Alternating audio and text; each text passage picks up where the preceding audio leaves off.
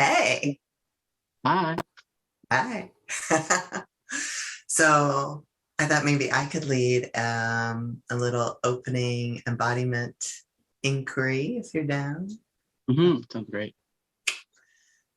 So, what's a sensation or shape or what images or what do you notice when you hear the words erotic access? I immediately licked my lips, apparently. Um, yeah, I got this visual right away of like very like open doors, like really like big kind of wood over the top doors actually opening. Yeah. And there was actually like a like racy, excited like speed at which it was very like, yeah, it was not slow. It was like, I'm happy to be here kind of a feeling. Yeah. Okay, coming through. I love that. Ah, erotic access. Oh, I had such a I had an image of and the sensation of when you like your stomach kind of goes when you jump up on a diving board and then dive into a pool like that, like boom. No, yeah, speed. That's interesting. Access. Okay. Mm. Hmm. Maybe there's some resonance and nervous system response there. Like, let's go. Yeah, that sound feels like how I feel, you know? Mm-hmm, mm-hmm, mm-hmm. Yeah. Yeah. Oh, um, so we had been talking about erotic access, and you sort of, I feel like, put out little feeders about a flogging scene. I think it was outdoors, and I'd love to actually get this story. Yeah, absolutely. It is a fun story. Um, so there was a time when I was visiting a new to me place, and I used kind of community access to find someone who identifies as like a community top, like kind of a community care top, who I didn't know, but I vetted, and we spoke. I messaged them and kind of put out a pretty clear request to do like a outdoor flogging scene with some considerations around access and adaptability and COVID at that time, and essentially wanted to be introduced to this new place and wanted to be introduced to the ocean. Was like a hopeful, dreamy goal, and to get some, yeah, to get to receive some impact play to help me kind of ground into a big experience that I was having there. And it was really delightful. Like I really feel like I had actually the best response that I could have got. I feel really spoiled about it. Where they asked me a lot of questions, which was really exciting. Gave me a lot of information about options. So they talked about, yeah, first was like the scene, like where in terms of setting. Um, and we considered COVID in that regard and considered space and who might be there, and privacy. So it was like one option was, okay, I know some people who have a garage that maybe we could use, or I know an alley that probably will be empty, or I know these, yeah, the stairs that go down to the ocean. And I was like, ding, ding, ding, ding, ding. Ding. Yeah. Um, that's the one. And so we talked about, yeah, like how many stairs, how far of a walk it would be to get there. The weather was a big consideration. It rains a lot there, so it was like, can you tolerate the rain? And I get cold, so then it was like, okay, what can we do to keep you warm? And they ended up bringing like blankets and little like hand warmers and like hot tea, and we're like, what kind of tea do you like? Like it was really like a lot of senses and a lot of care, and a lot of choice. And then it was like, here are some photos of some of my impact toys, like what gets you excited, and like really clear, yeah, like clarity of like, okay, I'm saying this, this, and this. And they sent me back literally a photo with those things circled to be like, is that the one? Is that the one? Is that the one? Which is really helpful for like neurodiverse brain as well. Um, and yeah, like they, we both kind of put out our limitations and what might happen if I got triggered, what might happen if their hands gave out. what kind of areas of the body. Like, it was really thorough and like really touching, and really hot and really, really sweet. And the scene itself was all of those things also. Um, yeah, it was like one of the best vlogging scenes that I've ever done, actually. And it was nice too because we both are switches and both kinky and both about like big about service and big about community care. So it felt like they were topping, but they were topping for me. Like I was topping, but they were topping, you know? Um, and that was really, really fucking exciting. Yeah. And I feel like it was the best, like, literal introduction to the ocean there that I could have ever had, where I was like, yeah, literally overlooking the Pacific Ocean. Yeah. Yeah. Damn. Yeah. Pretty good. It's a good one. Yeah, Yeah. that's a good one. Shit, that's awesome. Yeah. Oh my God, I'm so like excited for your past self. Like Yeah. before you got there, before it even like what magical setup, like the whole thing through. Delectable. Ah, Hmm. I was really proud of myself, I'll say. Like, I was, yeah, I was still in the development of becoming a person who asked for things. And that really solidified you should ask for things and be open for no's and maybes and adjustments. But like, wow, it's worth it to ask, you know? yeah, what Yeah. an adjustment. Do you have any stories that feel similar in terms of negotiating access points Mhm. or, yeah, erotic access?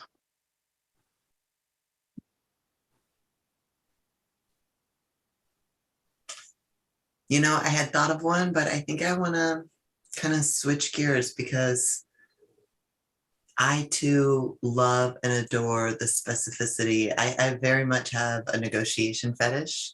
Um, Not because I find the negotiation part hot. Um, like I know a lot of people really like that like slow build up. It's not really been my thing. I'm finding my way to that in different ways now, but for me it's more the like once I have the clarity of the stage that is set and where I'm allowed to like really run wild, with intentionality and care, um, then I just have such a like sense of relief in my body of safety. Um, so I'm actually thinking of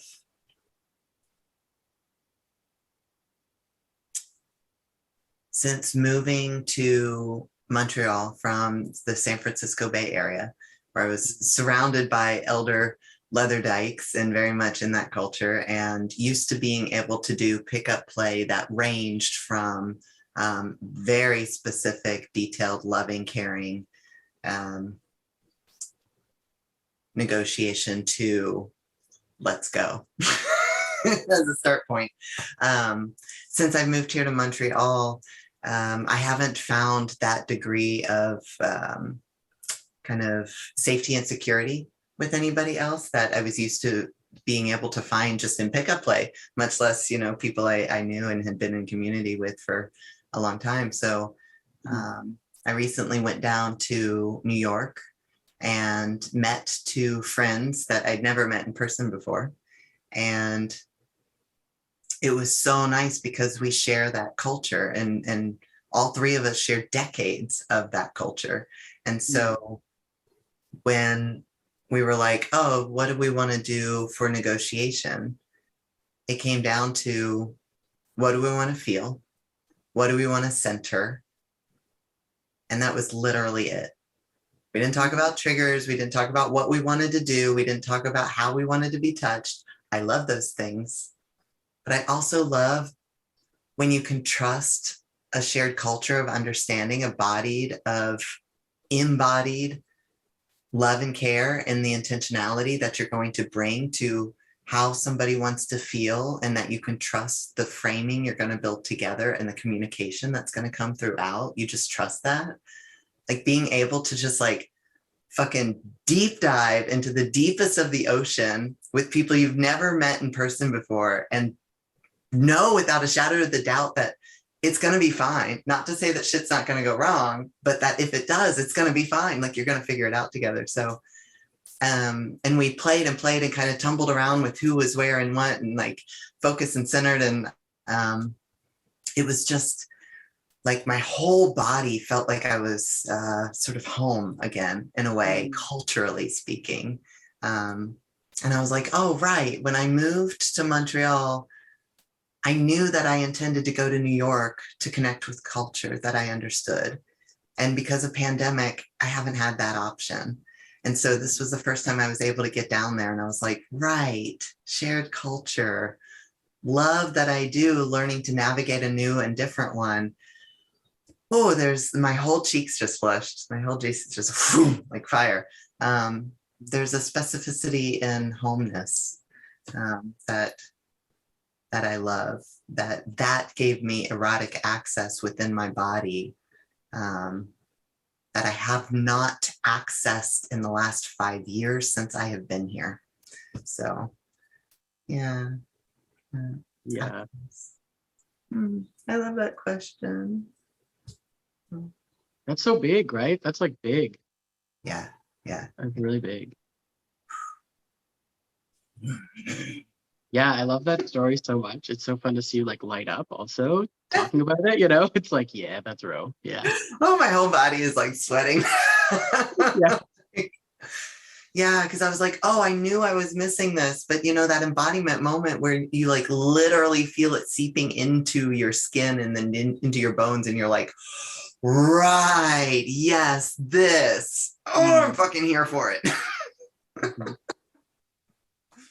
Yeah, it's almost like I feel like for me, it's like taking a deep breath. It's like what you kind of just did that. You did this like huge like gulp of air, right? And it feels like that for me sometimes too, right? Yeah. I really resonate with that. And it's interesting because the story that I told had a lot of like for me, it was the community care and the kind of community service that me and this person really resonated on. And so I didn't really mention that in my like kind of technical, but that was what made it, you know, really work. And that's why we've continued to have a good connection. And it's like, yeah, that resonance. And how do you want to feel? Like, oh, that's a big question that comes up a lot with clients, right? Yeah. Yeah, I've kind of transitioned Betty Martin's 3 minute game. When I first learned that game, I was so resentful that there was an assumption that somebody was going to touch me. How do you want to be touched? And I was like, I have lived in this world and my body and the effects it has had on me. Nobody gets to assume that they're touching me. I like had such a visceral like, so I don't play her game that way. There's no way in fuck I can do it. So I always start with, how do you want to feel? And then the next question is, do you have an idea of how we might help you achieve that? Because I play in groups sometimes, or how I might help you achieve that. And if not, then we just start brainstorming together, you know, but the intention is the feeling.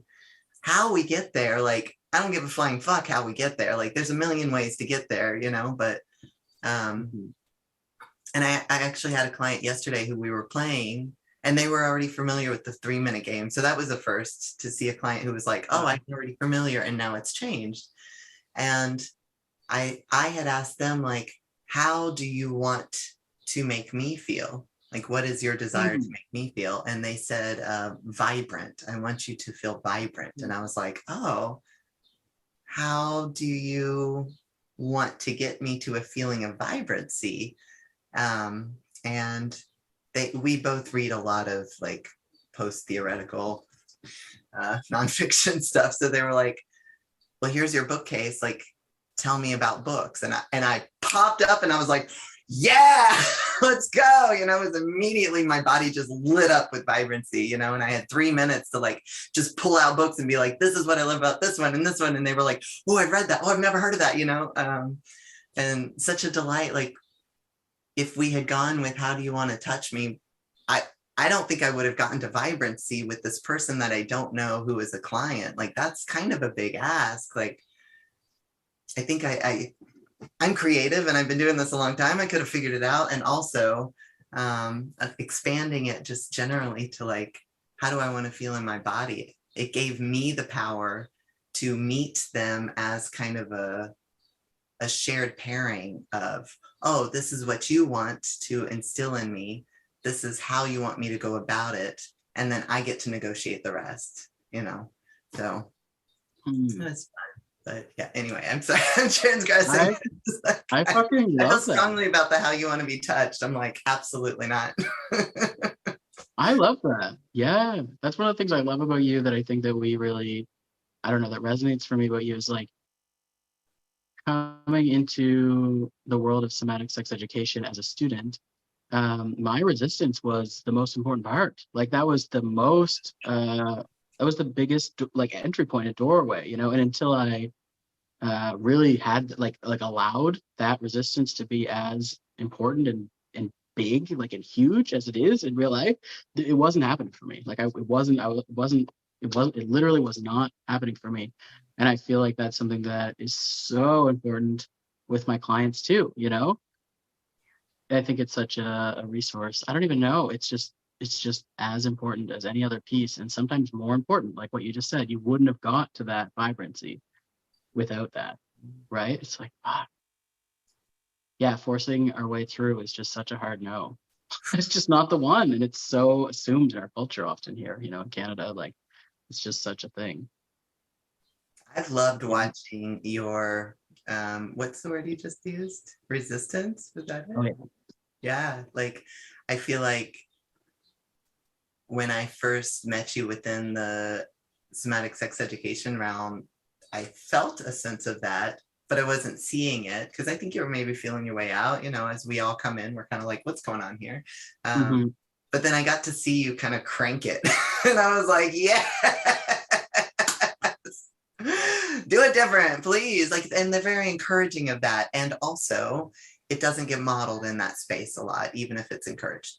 So, and you really brought that. I loved it. Yeah. Yeah, thank you.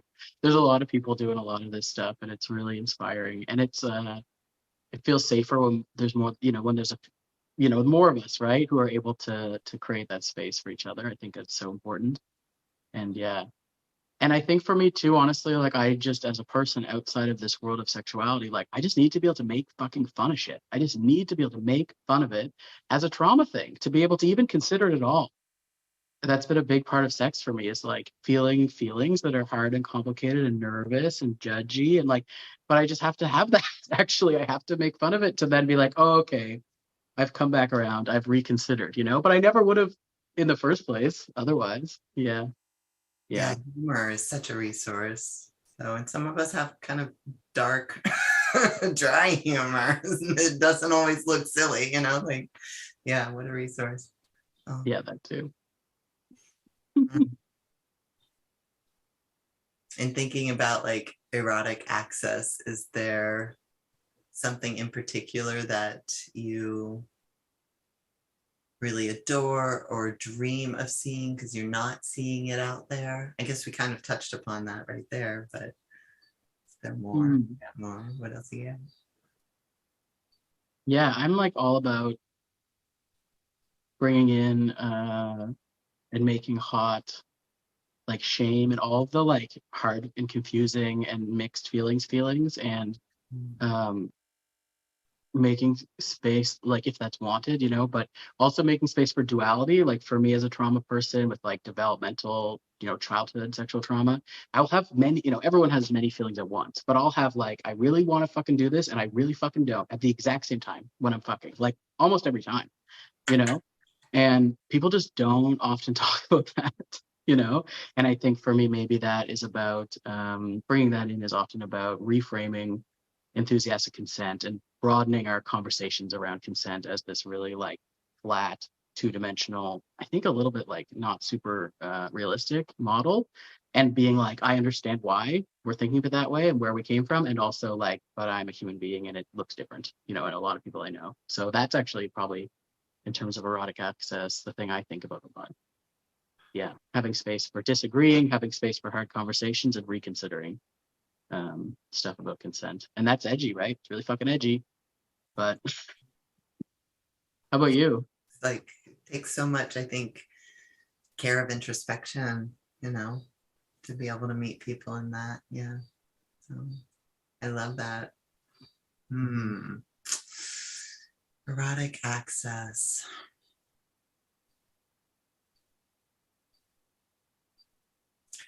I would love to see more just blending of, I think similar to you, blending of like multiple realities being held at once, especially when it comes to, let's say, with somatics, the like softening down regulating and the like enlivening up regulating. Like these can be blended in ways that I think of them as like this cocktail or elixir of somatic practices that invite in and kind of weave together all the threads we want. Like I like to forefront enlivening, upregulating things, and the softening down regulating things can help me stay grounded. And I desperately need playfulness, like humor. I desperately need playfulness to be a part of um, keeping me focused on that pleasure. That is what makes me want to do something, want to do the work. So weaving together all the pieces that bring us towards what we want. Yeah, that seems very theoretical and not tangible, but that's what I got at the moment. So, No, I think it is tangible though. I think it's just that we could talk about this for a year and never get to the end. I think that maybe is part of it, right? I love that. Yeah, you're right. Yeah. Yeah. God, yeah, there's just a lot of things that come up. Yeah, yeah, yeah. Thank you. Yeah. With Great. erotic access, is there an offering in particular that you have for your clients that you most enjoy giving? Do you want to shout out? I like getting really creative about what's often called like pleasure mapping. And that can look like just so many things. So it could look like, for instance, I had one really good session where a client was, just trying to figure out how to have really hot, I mean, like might seem simple, but really hot, interesting sex, and was considering stuff around dysphoria and using prosthetics and, the newness of a new relationship and sexuality. Like there was just so many layers. And the way that we ended up going about it was unexpected to them, let's say. And I think that in that case, I went into their home and that was really like opened things up in terms of possibilities. So something I'd like to do more of actually is like home visits and pleasure mapping like in someone's space. Right? It's really Ooh, cool. yes. Yeah. Yeah, just broadening that out. But yeah, whatever it looks like for people to expand on and just celebrate and like I'm a really good cheerleader for that kind of stuff, right? Yeah. Yeah. It's such a like thinking of like doing it. I don't know, I'm having a pool moment, but like a cannonball into a pool when you were like home visits, and I was like, fuck to the yeah, more people need that for sure. Oh yeah, what a difference that makes when you can see someone's face and see them in it in different, yeah, no, yeah, oh, that's great. Okay, I want to talk about that with you more at some point. Okay, yeah. Yeah. I would say erotic access for me, it's the post-surgical um, bottom surgery pleasure scar care that I do, because I center their pleasure. That is the purpose. The purpose is to similar to the mapping, like what feels good now, what is changing, where do you want to go, what do you want to work on, what do you want to feel, how do we increase your pleasure, how do we teach you how to get to these places so you're not reliant upon a professional. And while we're doing that, I do scar care. So I kind of add it into the mix. So they get to focus on the erotic access, and I allow them to lead, and I guide the scar care.